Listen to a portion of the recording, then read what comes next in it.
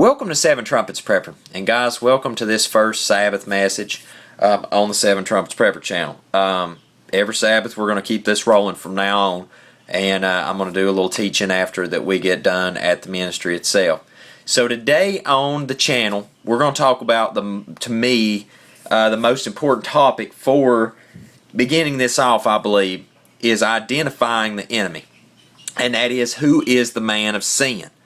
And the man of sin, obviously, is in all due process. If you look at the evidence, it leads toward the Pope in Rome and Pope Francis. Not only has this guy went on a tangent here lately of blaspheming the Most High, denying Messiah, and etc., but he has left a laundry list of proofs and audio captions of him saying that. So I'm going to go through, I'm going to show you video links, play snippets of the video. You can watch it in its full context later. You can also check out the People's YouTube channel, and I'm also going to send a shout out to those that have shared this information with me, because I wanted to catalog this for a while before that I just blasted it all out there. That way it made a lot more sense. So to begin with, it says here, Pope Francis says the Koran and the Holy Bible are the same. Well, that couldn't be further from the truth. I have read both quite extensively, and that is quite a long leap from the truth. Alright, so that's just an article. Now, I'll share that with you later. Okay, to begin with, this video was shared with me from a friend, Tim. I appreciate you sharing this with me whenever we were talking a while back. I did not forget about this, and I want to share this with everyone right now. Now, what you're about to hear, this is on Controversy 7 YouTube link. I'll get you in the video description below. We're going to find that the man of sin says the following, that, there's no do-it-yourself salvation. There's no personal relationship with Messiah. Look, if you don't come through the business of Rome, if you don't come through the man of sin in Rome, you ain't going to get no salvation. Pretty much what he's saying in a nutshell here, okay? So I'm going to do commentary alone. Alright, so let me turn up our audio. Nella Chiesa non esiste il fai da te. There's no do-it-yourself.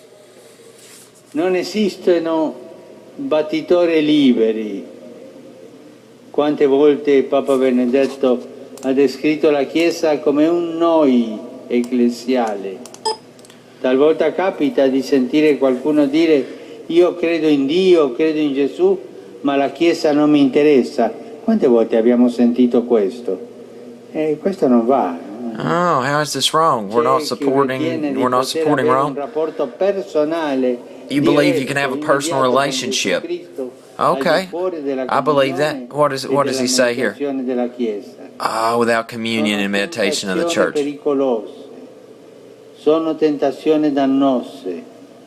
Oh, so right there you go, guys. If you don't do it through Rome, you can't have salvation. Apparently that's what the man's saying here. Può risultare faticoso. Può succedere che qualche fratello o qualche sorella. Wait for it, he's going to say it right here, that it's been endowed to them to deliver. Oh, right here it is. It's entrusted his message of salvation to humans, all of us as witnesses, and in our brothers and sisters. Let's see what he says. Nei nostri fratelli e nelle nostre sorelle, con il loro dono e il loro limite. Come to us. See, right there's you have to go to them. See, apparently. But see, when you join Messiah, you have become part of his ecclesia, part of his church. Being Christian means belonging to the church. Okay, well, enough of that. So anyway, we get, right there, look at that. First name Christian, last name church member. That's the indoctrination right there. Alright, so you can check that out, the whole thing, and what Controversy 7 has to say over there about that. Alright, now, if that ain't bad enough, first off, we've got mingling of religion. Now we've got, if you ain't a member of the Roman Church, pretty much you're not inside the party. You can't have personal relationship without them, apparently. And I'm not trying to blaspheme. We're talking on Sabbath here. I'm just trying to point out right and wrong, okay? The Torah of Master Yahweh is very plain on these things, alright? Alright, so right here, Now, in this video, all right, I'll get you a link to this. My wife, I credit her for sharing this to me, is right here. Jesus Christ. And his life, humanly speaking, ended in failure. The failure of the cross. Oh, wow. And applaud. Yeah, abomination. So did you hear that, everybody? So all of us that believe that Messiah's atonement, the blood offering up on the stake, I won't say cross, I prefer to say stake, up on the tree, apparently, according to the man of sin here, that was a failure. Okay, so he's up here uniting one world religion, and he's saying that, pretty much Messiah's work on the cross was a failure. Well, I will contend otherwise. I will say it was the greatest work that has ever been done upon the face of the earth under creating this world. Okay? Because without the Master Yahweh creating this world, there could have not been us without, and we couldn't have had salvation. But Messiah came down here to a corrupted planet and on our behalf died for us and rose again on the appointed day. So this man right here is a blasphemer. And to add insult to injury and to compile on top of this, I want you to watch all these videos all the way through. I'm just trying to keep this short and simple today. Very quick teaching on Sabbath. Is that here we have the man of sin addressing Congress. Now, ladies and gentlemen, I'm going to tell you, I endured this whole presentation of him standing up there and talking 53 minutes. It's 53 minutes of my life I'll never get back, okay? So I'm only going to endure another minute or two of this. You can sit and listen to this man jibber jabber a bunch of abominations and junk the whole time, but I'm going to just play this for a minute, and I want you to pay close attention to what this man says, all right? Here we go. In a spirit of subsidiarity and solidarity. I'm going to interpret this for you in a minute. Are quite aware of and deeply worried by the disturbing social and political situation. You better believe it anytime you got your nose stuck in it.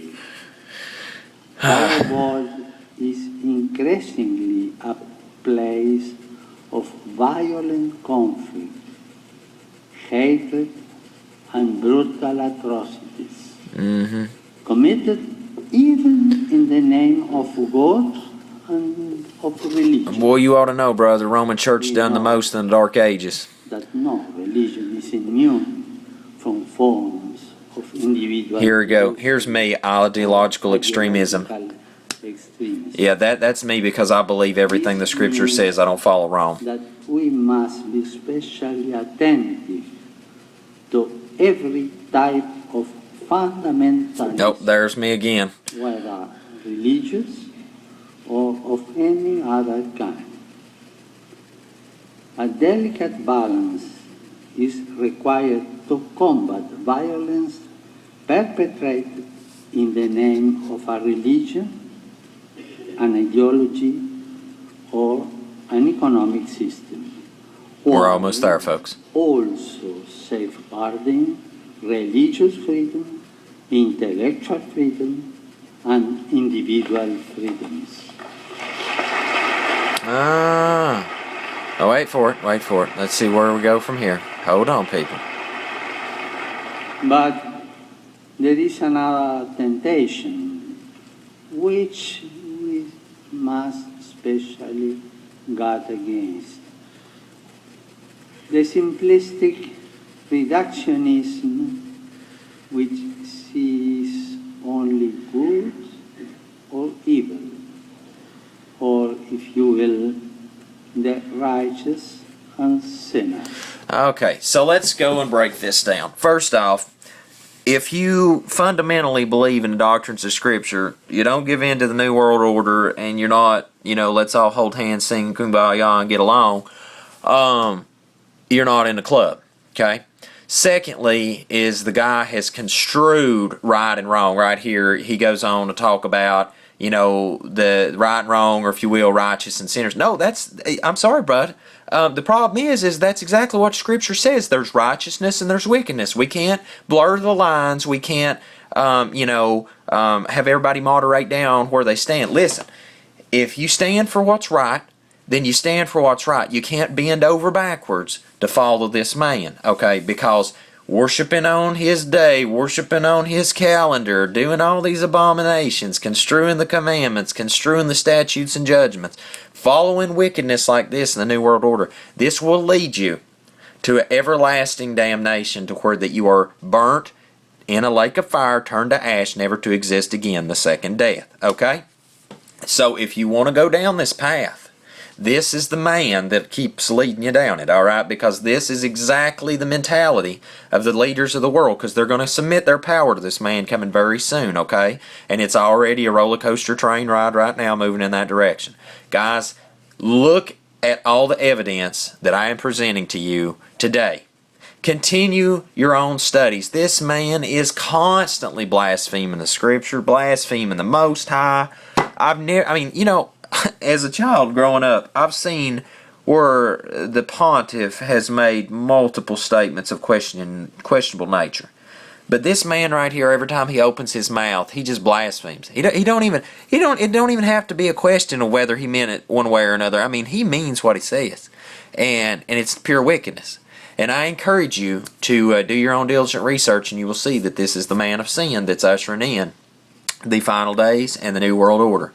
Until we see again here at Seven Trumpets Prepper Channel, another scripture discussion on Sabbath, I hope you have a most blessed day in Yahushua's name.